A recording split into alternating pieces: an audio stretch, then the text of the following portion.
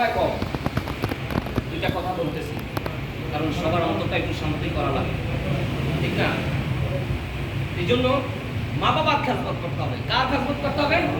যেরকম পাঁচ ওয়াক্ত নামাজ ফরজ, কি পাঁচ ওয়াক্ত নামাজ কি ফরজ, মা বাবার খেদমত করাও ফরজ। আল্লাহ রাব্বুল আলামিন বলেন ওয়া কাদা রাব্বুকা আল্লা তা'বুদু ইল্লা ইয়াহু ওয়া বিল বাইনি ইহসান। হে আমার বান্দারা, আমি আল্লাহর ইবাদতের পরে তোমার মা বাবার খেদমত করো। তোমার মা বাবা তোমার আচার ব্যবহারে জানি শব্দটা না করো। কথাটা বুঝতে পারছেন? হুকুম কার? অর্ডার কার? জমিনে কার অর্ডার চলবে? এখন যে আপনি নিজে অর্ডার দেন, ঘুরিয়ে এক সাইডে রাখ, ঘুরিয়ে এক সাইডে রাখ, আপনি অর্ডার দেন কে? কেউ না। মনে রাখবেন, আপনার বাবাকে যদি আপনি বুড়ো বলেন, বুড়িয়া বলেন, আপনাকে আপনার সন্তান বলবে। আপনার মাকে যদি আপনি বুড়ি বলেন, আপনার সন্তানও আপনাকে বলবে। মনে রাখবেন, মা বাবার শরীয়তের প্রথম কি রয়েছে? কে?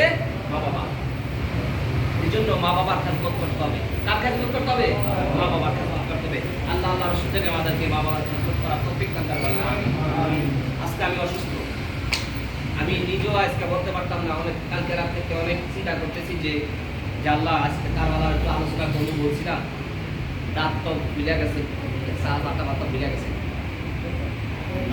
ওষুধ খেয়েছি, এখন মনে হয় যে একটু ব্যথাও নাই, আবার হইব ব্যথা। আমি জানি যত অসুস্থ থাকি, যখন আলোচনা দাঁড়াই, তখন আর কোনো রোগ থাকে না, আবার একটু পরে হবে, জানি এটা হবে। কারণটা কি? কারণ এখানে যে আমরা যেখানে আছি, এটা জায়গাটার নাম কি? জান্নাতের বাগান। এই জান্নাতের বাগানে কাজল বেদি থাকতে পারে না। এই জন্য আল্লাহ রাসূলের কাছে আমরা সকলের জন্য দোয়া করব। আর বেশি বেশি আমরা, আপনারা জানেন আমার প্রিয় ভাইয়েরা, বাংলাদেশে আমাদের ভাই অনেক বাংলাদেশি ভাইয়েরা শহীদ হয়েছেন। যারা অন্যায়ভাবে শহীদ হয়েছেন, আল্লাহ জানি তাদেরকে জান্নাতের উচ্চ মুকাম দান করে। আর যারা বাংলাদেশকে অশৃঙ্খলা করতে চায়, আল্লাহ জানি তাদেরকে হেদায়েত করে। বলেন আমিন। আমরা বাংলাদেশি, আমাদের কষ্ট লাগে, একটা লাশ দেখলে আমাদের অন্তরে কষ্ট পায়। সেই জন্য বাংলাদেশের পরিস্থিতি অত্যন্ত খারাপ।